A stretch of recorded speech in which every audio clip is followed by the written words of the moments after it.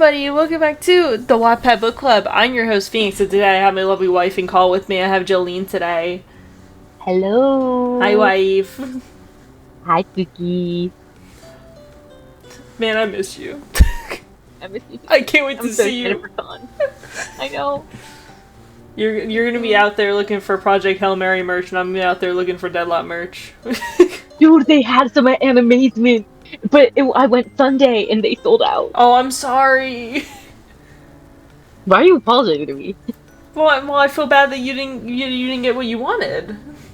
Oh, it's okay. Yeah. I mean, I was I literally got back to the car because you have to understand my 10-hour ride back. I get back home at like 11 something. I literally chill for less than half an hour, and then I get ready to go to college. Yeah. After, being awake for Lord knows how many hours. Yeah. Yeah, but you're here in one piece, and I'm happy that you're here in one piece. One Piece. I mean,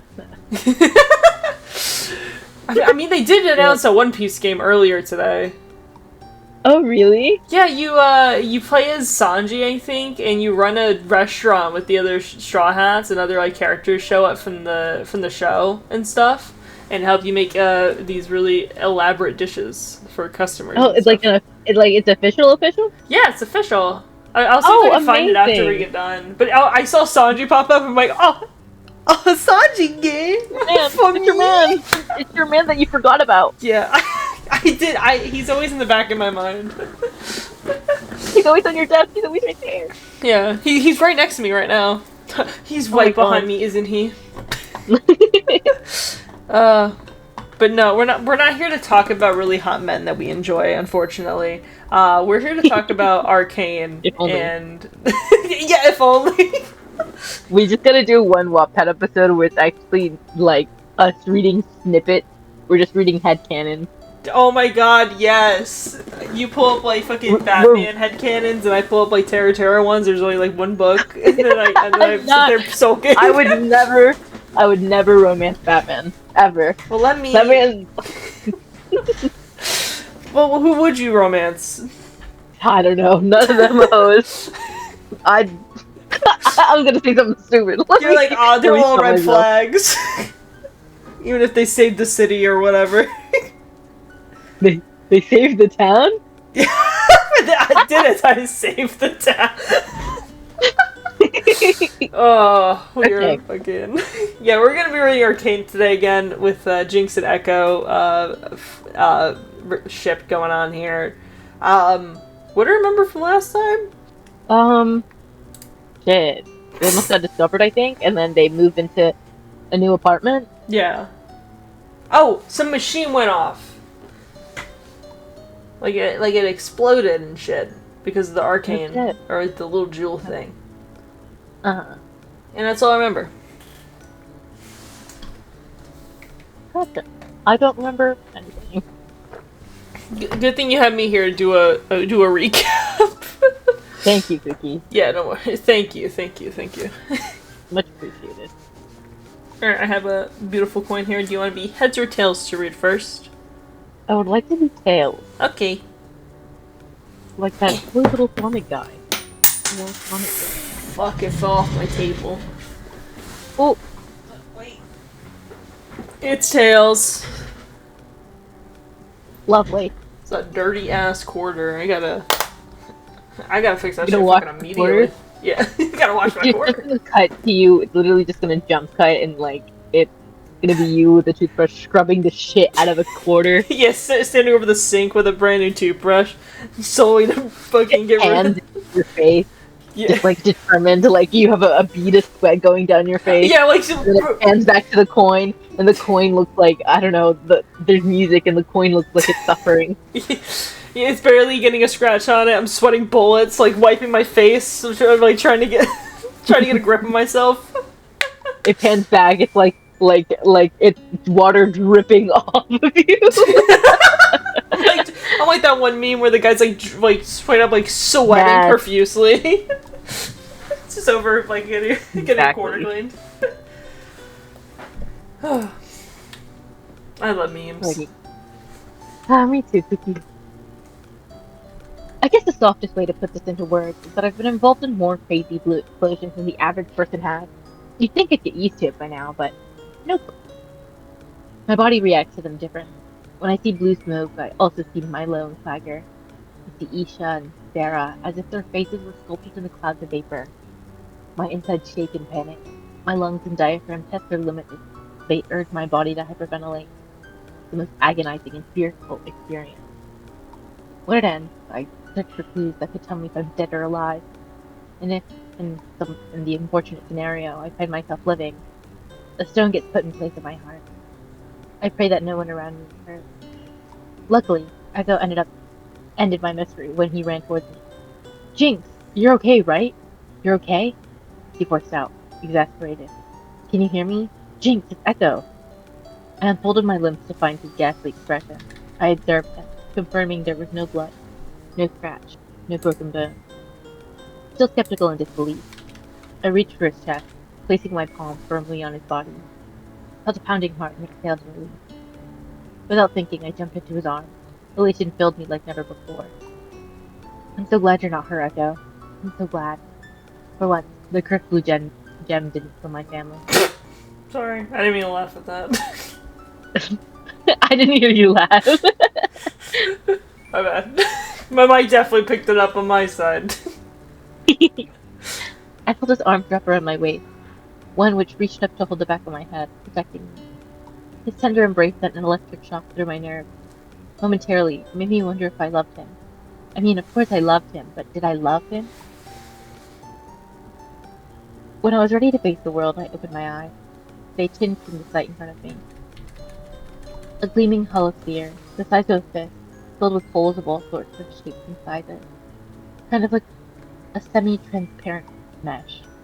It was faintly gray with patches of pastel colors splattered around its surface.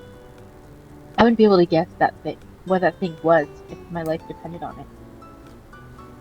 What's that? I asked, letting go of Echo. He smiled. That's the key to an alternate universe. I couldn't feel comfortable with me staying alone in my place, with the engine completely torn apart, spasming with blue under the influence of the Arcane. So he insisted I stay over at his place. My aftershock didn't allow me to protest. He stored the the pastel ball in some container, and we hid it far from our working space in an unused closet. The only thing we took with us was the 2 gemstones, which we kept in my pocket, as we did previously. We didn't talk much. The only thing Echo said was, tomorrow, when you go to work, you have to pretend like nothing happened. The neighbors asked, tell them we had a power outage. Got it? I nodded. The lounge was pretty lame. I preferred busy shifts, especially today. The only thing I wanted was for my head to shut up, but alas, I had to deal with the madness on my own. I wiped and cleaned practically every corner, refilled everything that was half empty, and found myself itching for customers. I was picking up something from the floor, and when I got up, I saw Vi, sitting on a stool at the sidebar, right in front of me. How did she slip on that stool so unnoticed? Whoa, I exclaimed. I didn't expect an enforcer to come here, let alone Vi. I wanted customers, believe me, but just not an enforcer, not her. Still couldn't believe that she became the very thing that murdered our parents. Hope I didn't scare you, she said. I didn't know how to act. Normal? Different? Should I act weird to get her to leave? Huh, no, you're good, I started, trying to be as chill as possible. Didn't expect customers today, that's all. I wiped the bar side and placed a coaster in front of her. Just doing my job, no special treatment. Sisters don't need special treatment, right? What can I get you? If you could fix me up a rum and coke, that would be amazing. Got it. She left cash on the table. I was glad I didn't have to ask her to pay. Only Dawn Knights allocated free service. As I was preparing her drink, she kept staring at me, giving me her bulging, furious eyes that somehow always made me nervous, even when we were little. Here you go, I said, moving, pretending like I had more work to do to avoid conversation. Honestly, I wanted to talk to her, embrace her, tell her who I was. I thought perhaps a fresh start on our sisterhood would make us the happy family we once were, but I knew better than to risk exile. Ginny, right? She asked. I stopped in my tracks. Just leave. Please. I nodded modestly. You know, you look a lot like my sister, she said. Shit. What are the odds? What is she like? Was, she emphasized. Gulped down half of her drink. My condolences, miss. Vi, just Vi, she finished her sentence. So I hear you're new here. Where are you from? Dear Lord of the Arcane, I'm sorry for calling you cursed, but your blessing would be perfect about now. Not too far from here. Bilgewater. And what brought you here? God damn it. I was having family issues and needed to get away from them. I lied. You know how it is. Vi nodded. I know exactly. Things seemed to be going well. I was starting to feel fine about the conversation. I noticed a customer in the back corner signaling for another drink, so I poured him another. Just before I walked over to his table, Vi casually dropped a bomb. I think your finger stuck to your left hand there, she said, finishing her drink. Makes me wonder what's under that glove. I despised that tone in which she said that.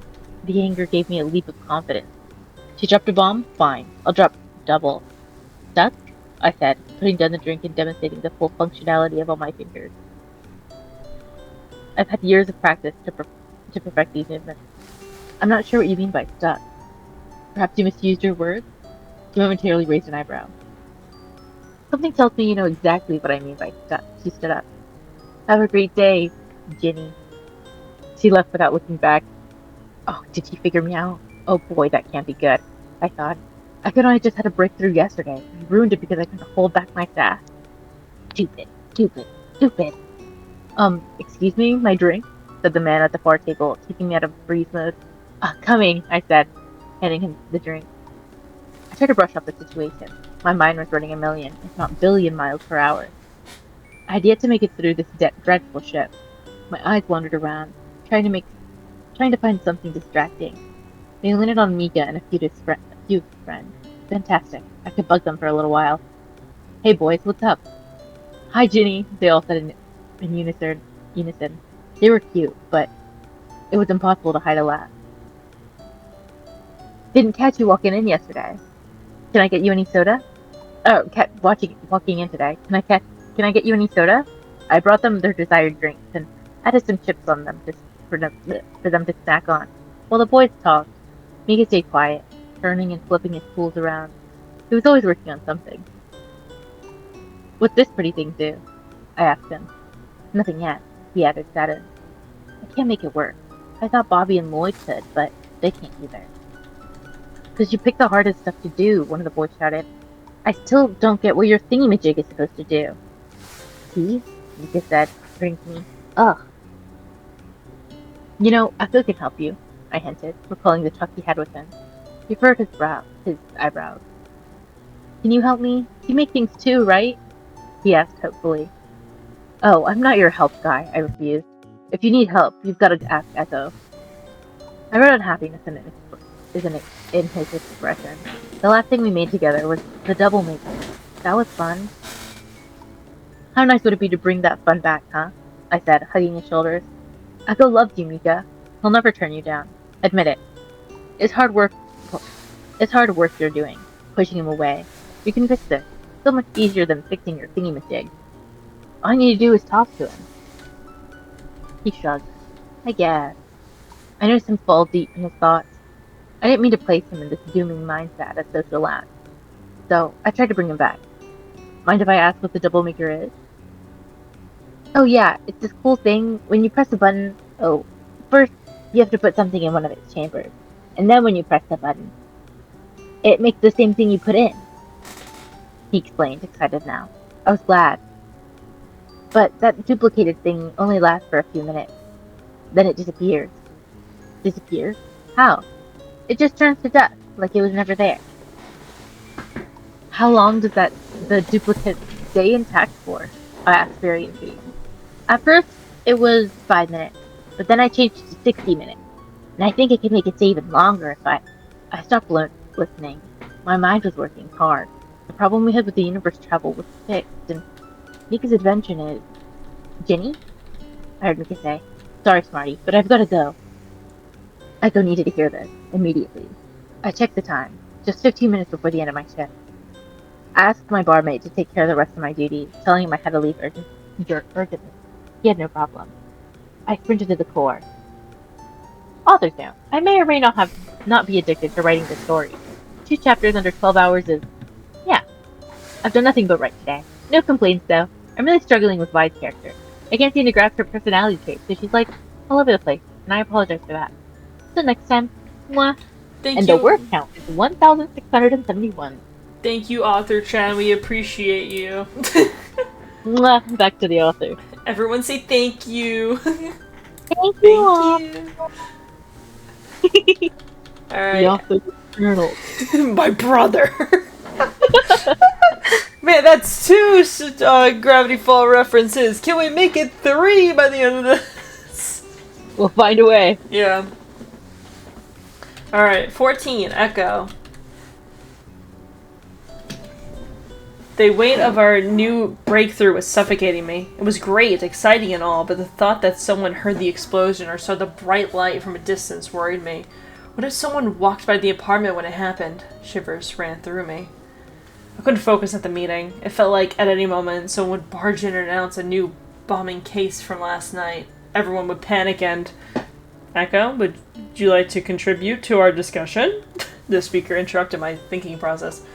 Pardon me, miss. I don't seem to understand the purpose of our gathering. That was a close one, I thought. The speaker cleared her throat, sending a hint of irritation to everyone in the room. The pharmacy would like to expand their research. What do you propose? The discussion was on a productive route. Planning details were almost polished when someone barged in the room. I held my breath. There was no way this was happening. Did I jinx it? It was an enforcer with prominent red hair. What was Vi doing here? Excuse me for the interruption, she began, but I'm afraid I need a word with Ekko.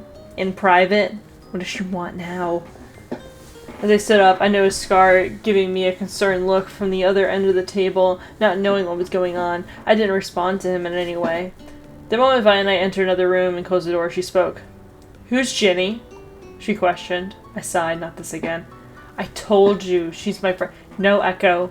Who is Ginny? She repeated. I gave her a confused look. She grunted. You don't want to tell me? Fine. Show me your file. Vi, what is going on? I think you're forgetting who I am here. If we enforcers see something suspicious, we act on it. So show me her goddamn file. I eventually gave in and pulled out her file. Vi snatched it from my hands. I was starting to grow nervous. Disappointment consumed her. Who investigated this? It's basically empty. I did, I told her confidently. She squinted her eyes at me. You're hiding her. I had no choice but to pretend clueless. I underestimated her intelligence. She was not easy to fool. What are you on about? Ekko, are you stupid? She's Jinx. Fuck. He starts sweating profusely now. Just like me with the corner. Blank. My mind went blank and utterly blank. I had to speak before she threw another attack at me. You're crazy. Yeah, gaslight. Yeah. She can't be. She's dead. I reminded her. Vi looked at me dumbfounded. Have you seen her? She's like a clone of her or something. You think that's more possible than her being alive? Vi, sit down. You're seeing things. Ekko gaslighting Vi is so fucking funny.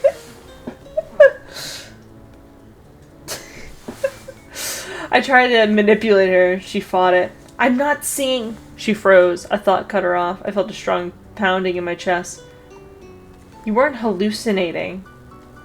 She was figuring things out faster than I can make up ways to prove her wrong. She was pushing me into a dead end and I found myself helpless. You know what? If you don't want to tell me anything, sure. I'll do an investigation myself. There's no need. She ignored me. I'll personally go over to Bilgewater and get to the bottom of this. I had enough of your lies. She huffed and left without giving me a chance to speak. I returned to the meeting, worry still fuming in me. My apologies. We may resume. I didn't know how much time we had. An investigation that required travel could take either weeks or months. The only thing I could infer was that we had to get rid of the gemstones as fast as possible. That way, That way we would not get caught with the Arcane. But if Vi returns before then, we'd be in big trouble. It bothered me that we didn't have a set plan yet. Sure, we finished with the multiverse invention. Then what? I shook my head in distress as I wrapped up my work. Finishing up, I grabbed my bag and hoverboarded and left the office. I know in the show they canonically actually have hoverboards that like float in the air, but I can't think of it besides the ones we have. So he just gets off his stuff and he's like, "Alright guys, see you tomorrow at 9. Normal office job," and he just hops on his little hoverboard and leans forward a bit to go home. That's so funny.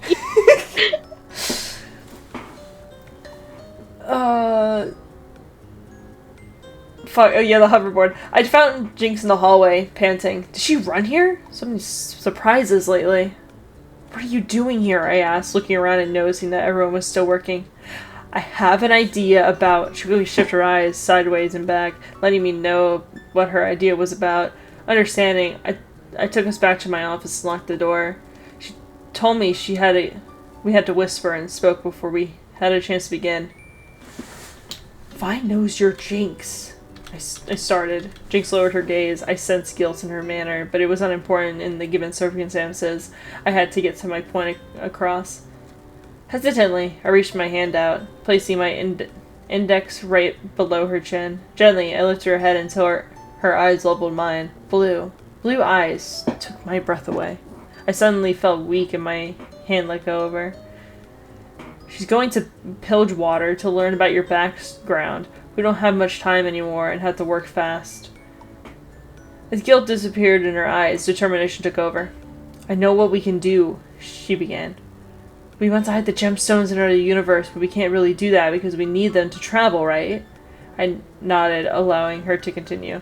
Mika's double maker, she said. I stared at her. All sorts of calculations started popping up in my head. We can use this gadget to make temporary gemstones to use for travel, and then when we return, they will vanish. She explained. My eyes widened. Real gemstones will be hidden there, and the fake ones will be gone here. Done. How do I not think of this before? She did it. She figured it out. Feeling a wide grin spread across my face, I wanted to leap into the air with an uncontrollable excitement. Instead, without thinking, I kissed her forehead. It startled her, but in a moment like this, who gave a damn? A little forehead kiss. I noticed a small blush in her cheeks when I placed my hands on her shoulders. You are amazing, I added. She smiled. I will never forget this moment. There were little sparkles in her eyes, reflecting the light in the ceiling. The blush in her cheek grew so bright I could almost feel the heat radiating off of them. A string of her messy hair covered the left side of her face, flowing back and forth from her sharp breaths. The subtle creases around her lips from her smile, I so rarely saw. She looked like powder. She was powder. Perhaps she was finally letting me into this welcoming look in her eyes. She always ran away from my affection, denied it. She always kept her guard up. I never understood why, I never asked, knowing how hard it was for her to talk about things. She could take her time, though. Made no difference to me. I had my eyes on her for decades. That would never change. What are we waiting for? Let's get to work, I whisper. We left the core and I powered my hoverboard right at the exit. Hop on, does a piggyback ride? Literally, that's all I thought about. Yay, I'm glad I ruined hoverboards in the Arcane universe. Giovanni said, taking her hand and helped her up. She hesitated, but trusted me. Hold on tight. She wrapped her thin arms around me, and we flew up into the sky. Whoa, she shouted. I was glad she was enjoying it. Maybe we can fly even higher. We didn't have much time, but we had a few moments to spare. As I leaned back, Jinx reacted to the sudden elevation by gripping onto me tighter. We flew higher and higher, closer and closer to the clouds. Jinx stretched her arms, feeling a dense fluff of vapor pass through her nubbits. She giggled at the tingling feeling of the minuscule droplets. I briefly looked down. Everyone looked so tiny from up here. Buildings looked like toys. people looked like ants. I brought that to Jinx's attention. She cracked a few jokes about it, like she usually does. When we got so high up as we passed the clouds, Jinx gasped. It was a stunning view.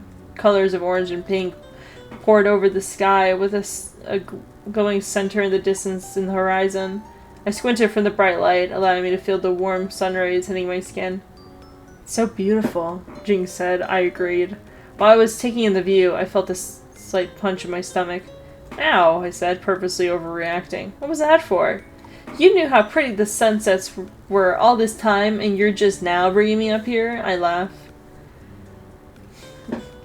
Feisty, aren't you? Oh, shut up, she smirked. I suddenly felt her tighten her grip on me again. Our flight was pretty steady, so her action puzzled me. Did she get a height?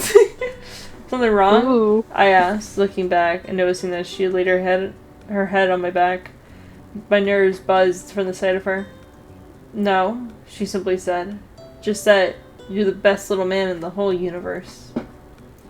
Okay, peeps, buckle up. We're getting very close to the AU. I'm gonna do a short little time jump into the next chapter. A few weeks tops, and then we'll, like, travel. Star, cloud, airplane, star, moon. Can't wait. Thank you all for reading and voting and commenting. Smiley face.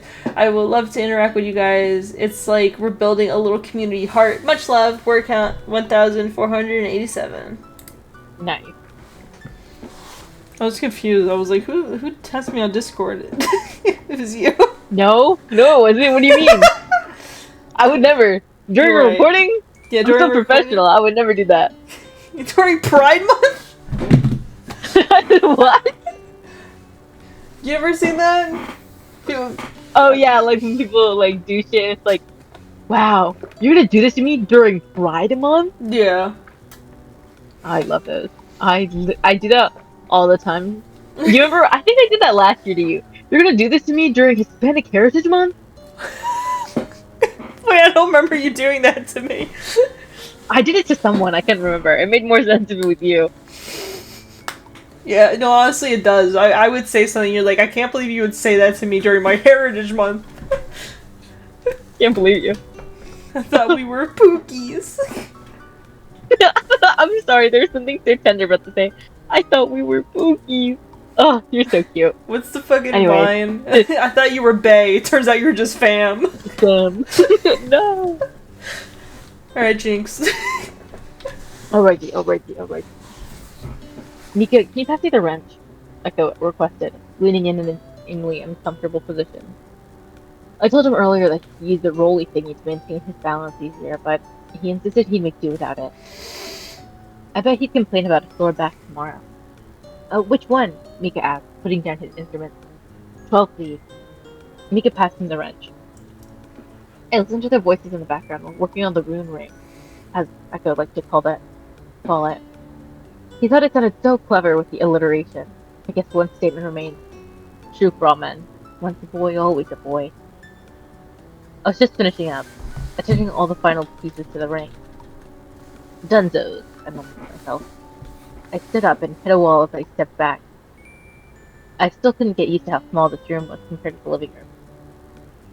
Ekko suggested we build a machine in a guest room a few weeks ago, just in case enforcers come by for any inspection. It was easier to hide something in a separate room rather than the main hall. He was still paranoid about Vi showing up, even though neither of us had seen her the day before, but I guess it was better to be safe than sorry. You guys need help over there? I offered, feeling boredom creeping up on me. Nah, Uncle Ekko's almost done, right? Just give me a second, Ekko said. Tools clanked and hit one another for much longer than that, but eventually he was done. Alright, he said, standing up. He looked around at what we built. A huge, circular platform in the middle, 3 curved pillars sticking out vertically from each side. 8, maybe 9, I lost count, different engines and motors surrounding the perimeter of the room. Way too many cords and jumpers poking out of different places. Hard to think that Ekko understood the purpose of each and every detail of this massive machine. I, on the other hand, was getting there. I could confidently say about 70% was clear to me. The rest, mumbo-jumbo nonsense. We're done.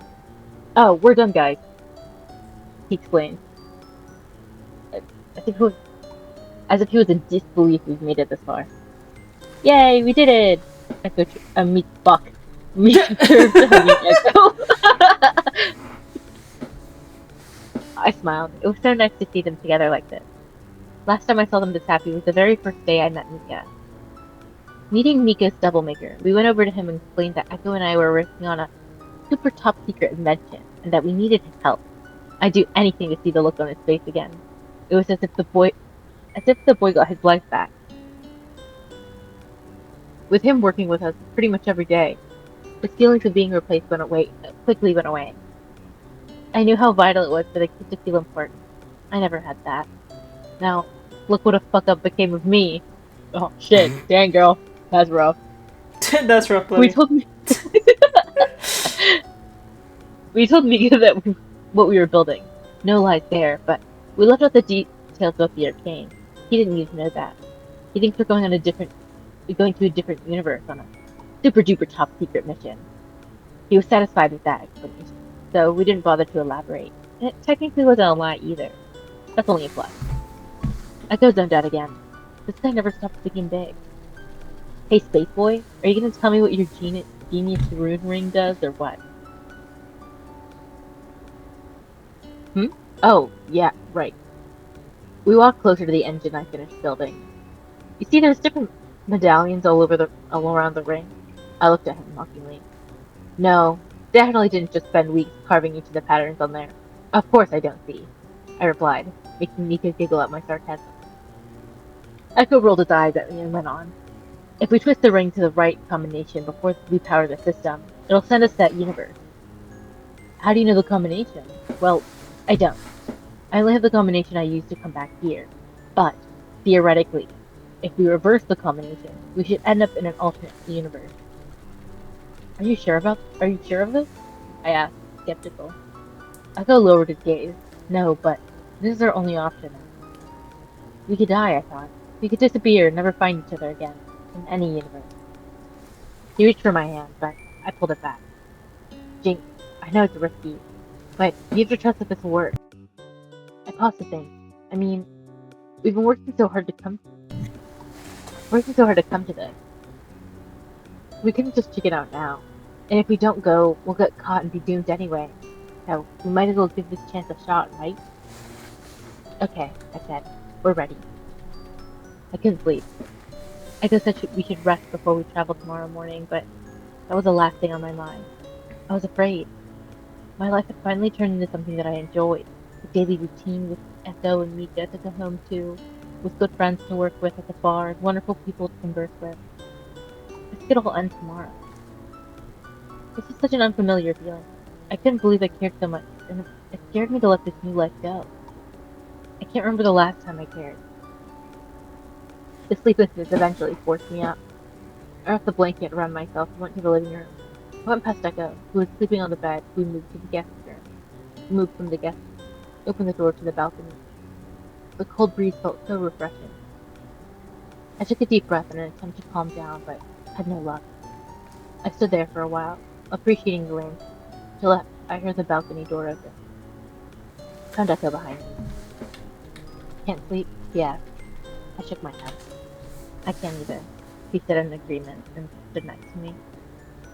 What's on your mind? He asked me, leaning his elbows on the fence railing. A bit of everything, I said, noticing how raspy my voice sounded.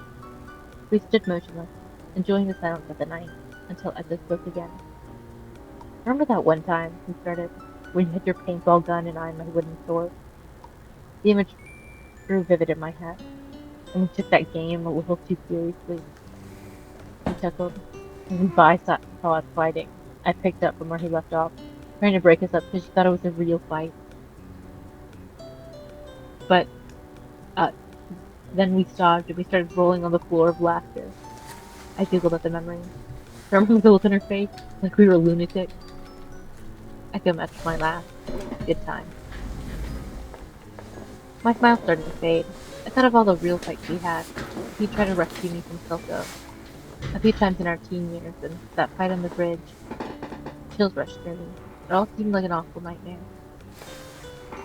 How did I let all that happen? Ekko's been nothing but kind to me, and I stitched his efforts like they were trash. The sadness and regret I was feeling had become unbearable. I felt a wetness in my eye. Leaning my forehead on his shoulder, I said, "I'm sorry, Ekko." "What for?" he asked, moving the hair out of my face to see me better. "For everything. I'm sorry. You never deserved any of it. I'm so sorry." Tears started spilling, triggering an unruly breakdown. "Hey." Ekko pulled me into his chest, as if he wouldn't help me then, I probably would have collapsed. "I forgive you, Jinx. I forgave you a long time ago," he whispered. His words eased my pain, but his yet another kind move intensified the regret in me. "Come on, let's go inside. It's cold." He helped me in, and we sat on the couch, my face still buried in his chest. He stroked my hair to soothe me. "It's all behind us now," he added. He held me until I cried myself to sleep. "Oh, okay, Mika. I'm gonna repeat this one more time. Every day, starting today, you'll come here and check off a box on the calendar." I could point to the calendar grid pasted to the wall. "If Scar has any notes for me, you write the date and put them on his desk. And when we come back, you'll be the first one to know." Mika nodded. "Oh, and triple check that you lock both locks on your way out. Keep the blinds down. Got it?" "Aye aye, Captain," the boy chirped. We weren't sure how time would behave during travel, and since Mika was the best little helper around, I thought it'd be nice to ask him to do this for us. This way, when we come back, we'll know exactly all the days we've been gone. Taking the container with the gray sphere, Ekko gently placed it on the center of the platform. As he opened it, 3 pillars whirled and buzzed of energy. The sphere flew in response. He snuffed the container just in time before the sphere grew 10 times its size. We all stepped back as a potent breeze hit our faces. "Whoa!" Mika exclaimed in surprise. "Jinx, do you have the gemstones?" "Yes, Captain," I replied playfully, taking one out. We placed it in the chamber of the double maker, and it spit us out a copy. We tested the functionality of the gemstone copy before, and it worked exactly the same. Maybe luck was on our side after all. "We're all set," Ekko announced, flashing Mika a smile. I noticed a hint of sadness in him as we picked Mika up to hug the boy as tightly as we could. "I'll miss my little man," he said. "I hope you don't mind me stealing your duplicate gadget." "It is my gift to you, Uncle Ekko," he chuckled. "I'll see you soon, right?" "Yeah, soon," Ekko replied, unable to give any promises. Mika received a friendly fist bump from me as a goodbye before Ekko and I stepped onto the platform. It was already nerve-wracking to be in the center of the pastel mess, but it was even more frightening when my feet couldn't even reach the ground anymore. We started floating. I grabbed Ekko's forearm to steady myself in the air. Root noises filled the room. Everything around us was shaking uncontrollably, and I couldn't tell if I was feeling lightheaded from floating or from feeling sick. Before I could ponder any further, I gave in to the weakness, and as soon as I did, everything went black. Other note. Today's my last day of vacation, and I'm off to work tomorrow. What? I'm sorry. It's like the little gif I sent you. Yes. I don't know how frequently I'll update chapters once the routine settles in, but I hope to make enough time for frequent updates. I hate when authors update frequently and then disappear for months and you're still there, wanting to know what the hell happens next. So, I don't want to do that to y'all. That's torture. Anyways, I hope you have an easy school/work transition if you haven't already. And we'll see our favorite characters in the AU for the next one. Word count, 1767. Hooray! Alright, last one. Jinx. Again. Fuckery for Ekko, I guess. I woke up standing. I've never woken up standing. My head was pounding, my vision was blurred. I had to sit down. I looked around. The only sittable thing was a box, and I sat on it. It kept rubbing my temples until the pain slowly went away.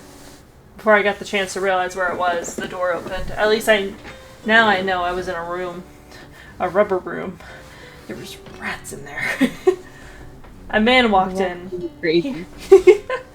A man walked in. He was older, bigger than the average male. His eyes were deep in his sockets, with round glasses sitting on his nose bridge.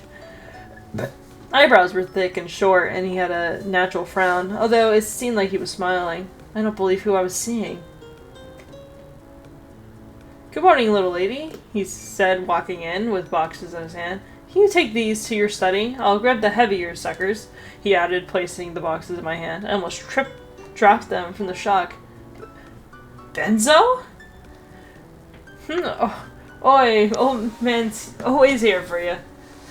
Let me just quickly look up who Benzo was. It's been a hot minute. Benzo was literally in like the first episode. Yeah, but I'm forgetful. Oh, that guy. Okay. I just stared at him, eyes stretched to the ceiling. "What's gotten into you today?" he asked. "Told you, you kids working too hard." Noticing I still wasn't moving, he added, "Well, you want me to take those too?" He started reaching for the boxes he gave it me, but I pulled back. "I got it," I said quickly, trying to get myself sane enough to speak properly. "Hey, listen, my head's been kind of wandering around in loony places these days. You think you can remind me where the study was?" "Oh, you've lost your mind, poor girl. Down the hall, last door on the left. Don't get lost here." I left the moment I had the directions, needed to get out of there to wrap my head around this. Benzo's here? Alive? What kind of universe did we go to? Where's Ekko? Turning the knob to the so-called study, I opened the door. Relief went over me at the sight of Ekko pacing around the room.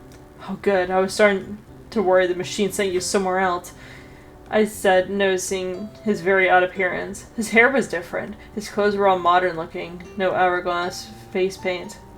"Powder? Maybe try Jinx?" You'll have a better shot," I replied, irritated. Was he really gonna start this whole powder talk now? He closed his eyes in comfort, placing his hands on his chest to take a deep breath. "Sorry, I thought you were somewhere else." "You thought I was powder? What does that even mean?"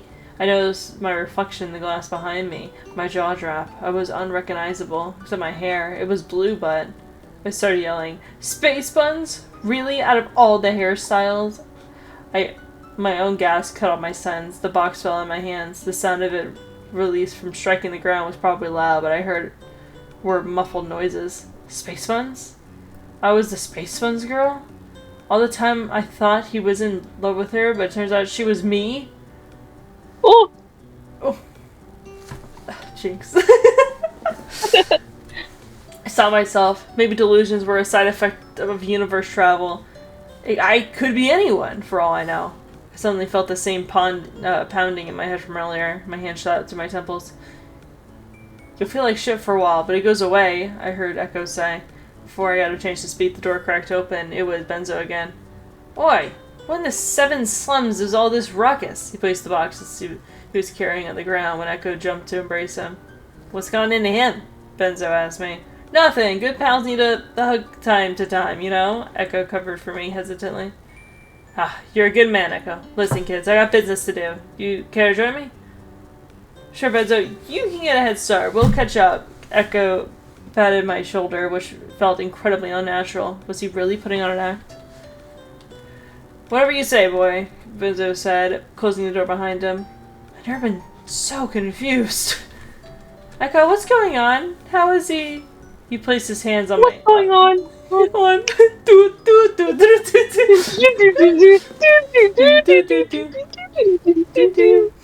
Bing, bing. Yeah. He placed his hands on my shoulders to get my full and undivided attention. "I'm not sure how to tell you, but nothing's changed since the last time I was here. Everything's the same. In fact, we seem to be reliving the same timeline." He dozed off, thinking. "Your tongue tied up? What are you saying? You're reliving what timeline?" He released a sharp exhale in frustration. "Okay, I'll explain later, but we need to go." He let go of me, on his way to exit, but something stopped him. "Couple things before we go. Please, don't freak out." He looked at me, expecting a reaction of some sort, but I stood still. "Your powder. You never change your name in this universe. Vander's here. Silco." "Oh, shut up. I pushed him. Something clicked in me. I haven't heard or said those names in forever. My mind melted in sharp and edgy scribbles. Involuntary noises spoke in my head. Monsters were eating me alive. Instinctively, my fist hit my skull, attempting to silence the eerie voices. I thought this part of me was long gone. Turns out all these years weren't enough to get the heebie-jeebies out of me. I have to admit that, as much as this hurts, the familiarity of this feeling was generously comforting. Ignoring my outburst, Ekko went on. Silco is here. Milo. And Clagger. Everyone. You know what's really funny? I picked my favorite from the first episode, and it was Clagger, and then I watched him fucking die, and I was so pissed off! Exactly. You're so real for that. Clagger's so cool. Have you seen spoilers? I haven't seen really. My spoilers to season 2 have been us reading fanfiction, and also me and Weirdo reading fanfiction. Okay, gotcha. So, like, I know dude, I was so mad. That's why I hate Jinx so much, because I'm like, you literally killed my favorite character. And then my second favorite character. Didn't do it on purpose. Felt like it was on purpose. Wait, who was your second? Was it Milo? Yeah, Milo was pretty funny, I won't lie. I found Milo so fucking annoying. I was like, fuck you.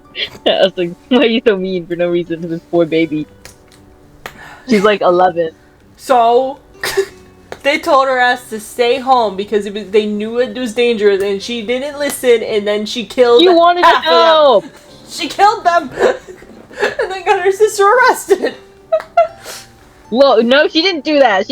Her sister got herself arrested. My bad. My bad. She still killed 3 people. She can be forgiven. Oh my god. Every name he pronounced felt like a bullet in my chest. The erupt anger in me wanted to punch him and scream. I wasn't believing a word he was saying. There was absolutely no way that everyone who I spent my entire life grieving was alive. He couldn't be serious. Tell me you're lying, I said in denial, trying to look up at him. His eyes widened in fear. Or surprise? My judgment was cloudy. I couldn't tell. Oh, Jinx, your eyes.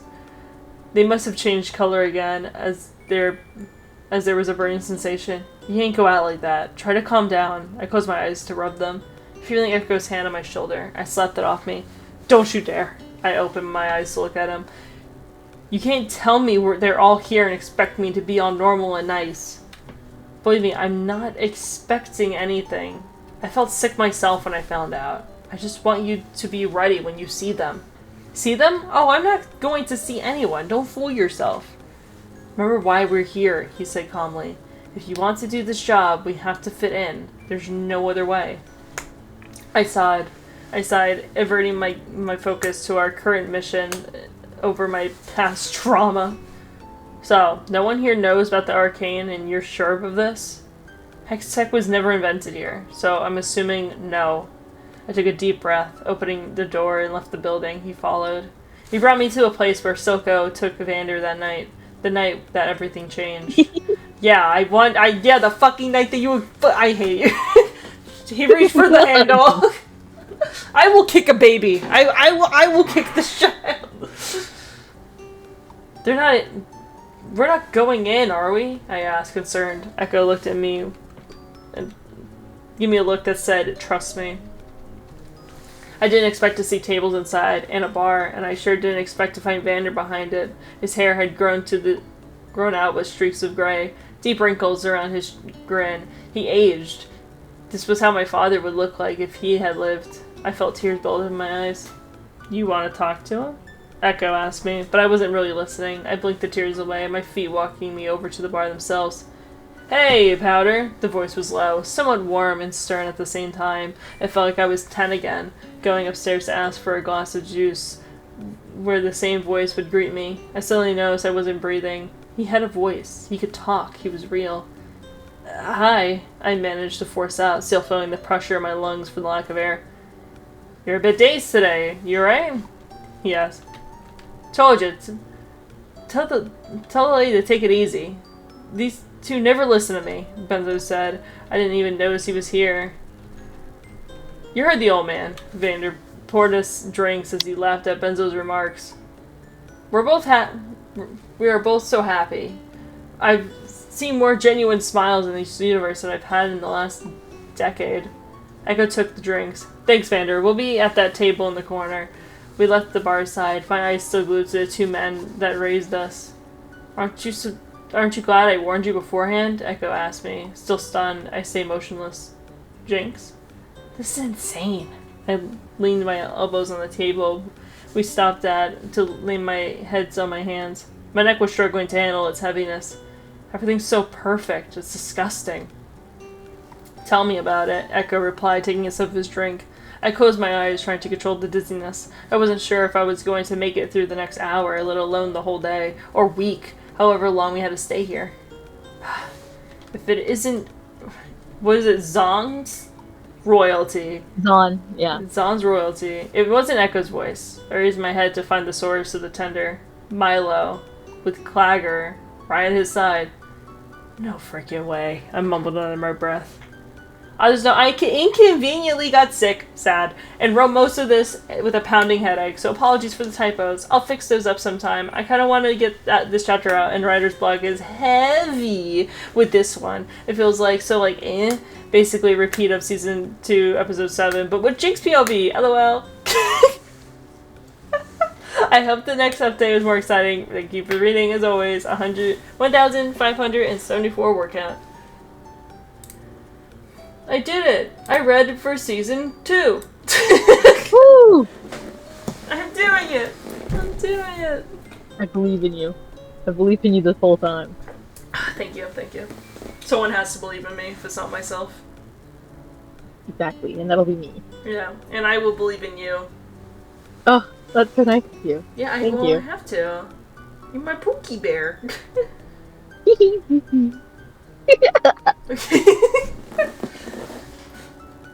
No, I'm actually enjoying the story. Even I'm slowly piecing together what has happened in Season 2.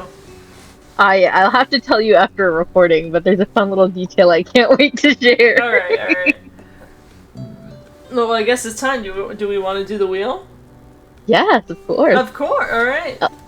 Unless we just want to pick one and call it a No, night. we have to do the wheel. It's tradition. Exactly. It is. Alright. I'm hoping for, you already know, Teru Hanamura. Yeah, yeah. And then we hope for the Ouija. same thing. Yeah. Ouija Huntrix.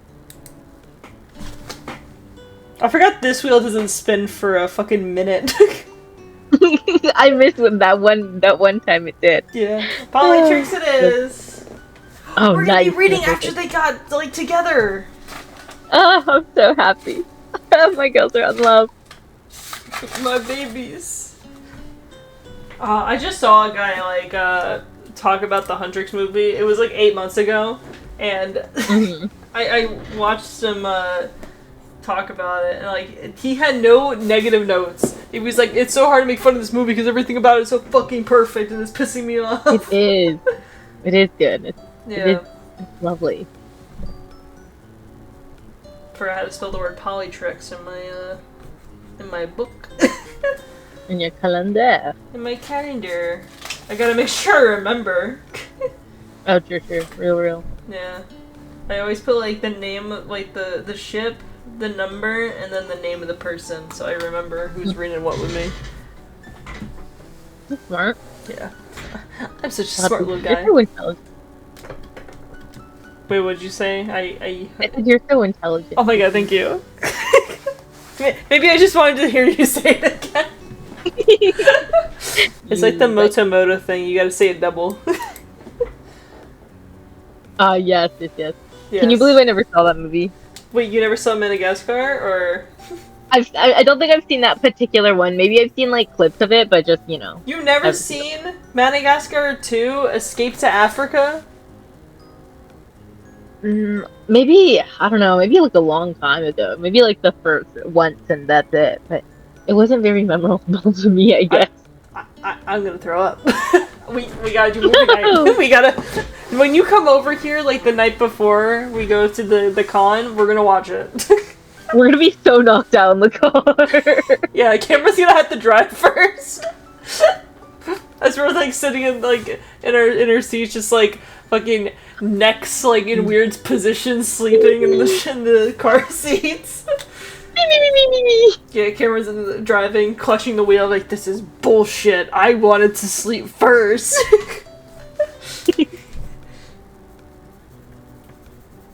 I can't wait for our Polytricks. It ended on such a good note. I want to see more of them. Mm-hmm. I love them. Polytricks, my beloved. Also want to do more like the Terra one, because like it's gonna start getting crazy at some point. Wait, haven't you read this one? The Terra one? Yeah. Yeah, absolutely. I just want to get to like certain moments. Okay, gotcha.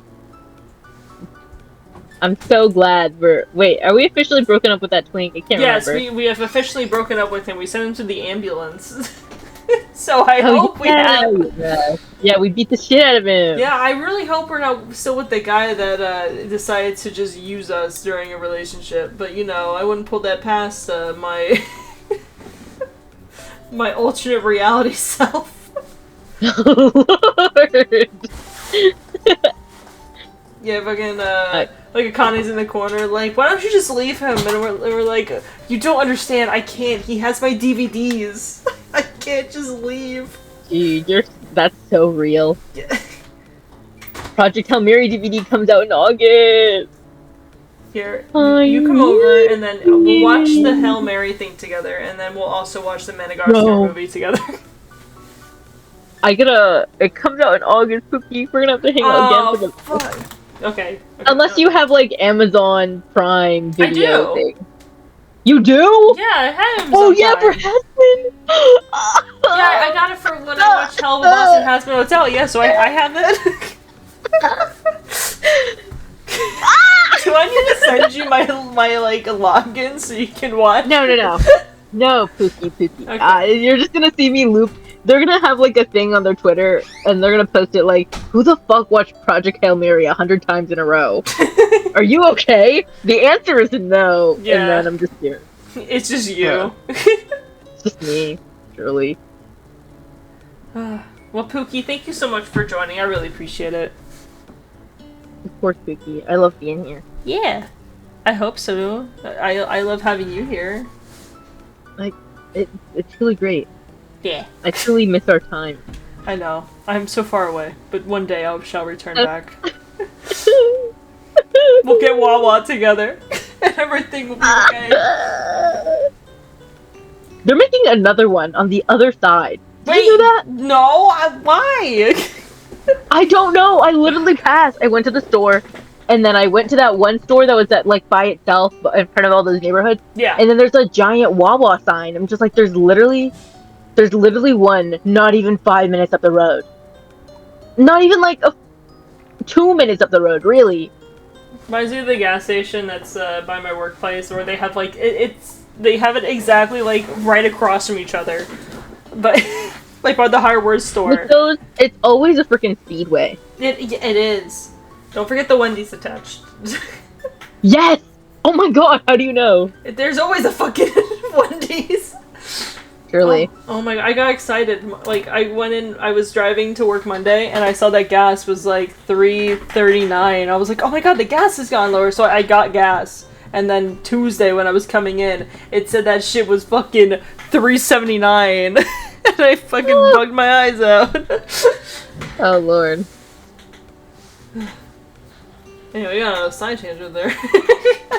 Yeah, there are some places, you gotta make sure you're getting the good gas, not like the like 20-something, 15-20% ethanol thing type mess. Yeah. I don't think I can ever get Sheetz gas with my car. Like, I've always had, like, bad mileage every time I've gotten Sheetz gas that I don't want to get it with my Bronco.